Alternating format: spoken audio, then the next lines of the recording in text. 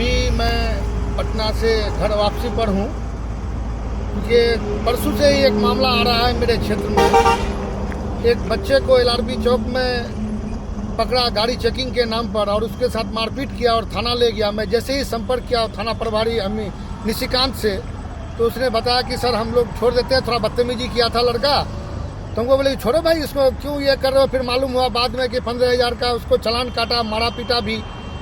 और उसी दौरान कुछ लड़के या कुछ बच्चे के गार्जियन लोग गए हुए थे थाना।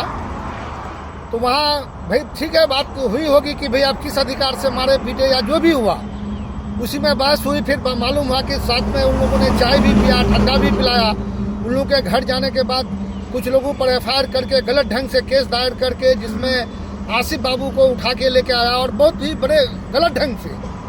और ये नाकाबिले बर्दाश्त है, इसको बर्दाश्त नहीं किया जा सकता है। जैसे मैंने सुना और मैं थाना प्रभारी से संपर्क करने का कोशिश किया, उसको बताया तो फोन नहीं उठाया वो।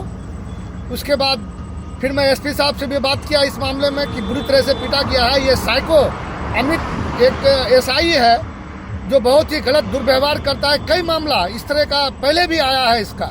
ये इस तरह का घटिया पदाधिकारी आ गया है हमारे थाना में। बार बार जब कहते हैं तो नहीं सर कुछ नहीं होगा, कोई बात नहीं है, ठीक है, डराने के लिए कर रहे हैं लेकिन वो इंटेंशनली इस तरह का कर रहा है कि कुछ एक जाति विशेष के लोगों को टारगेट करके वो जानबूझ करके बदतमीजी कर रहा है। और ये अमित नाम का जो एसआई है ये तो और बदतमीज है। इस तरह का कई घटना, इससे पहले एक एलआरपी चौक में भी घटा था इस तरह का एक घटना, एक मोटरसाइकिल चेकिंग के दौरान ही जो कुछ लड़कों को 8-10 लड़कों को उसमें वो इन्वॉल्व कर दिया था।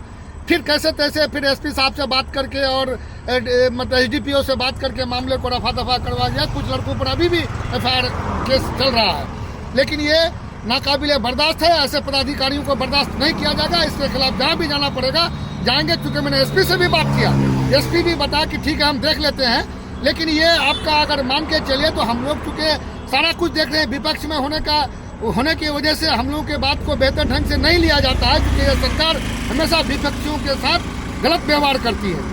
आपको बताते चले कि वो गैर कानूनी के लॉटरी के मामले में हो, मवेशी तस्करी के मामले, हर जगह से ये थाना प्रभारी उगाही करता है। ये अमित जो है बहुत ही घटिया एसआई है, क्योंकि निशिकांत यहाँ पहले भी 3 साल वो रह चुका था एसआई के पद पर, फिर उसको प्रभारी बनाया गया यहाँ, तो वो उसको सारा भेद मालूम है और एक तरह से लूट मचा के रखा है ये। तो इसलिए ऐसे पदाधिकारी पर कार्रवाई होनी चाहिए। अगर नहीं होगी तो हम लोग सड़क से लेकर सदन तक इस बात को रखेंगे और ऐसे पदाधिकारी के खिलाफ कार्रवाई करवाएंगे और आसिफ को न्याय दिलाएंगे।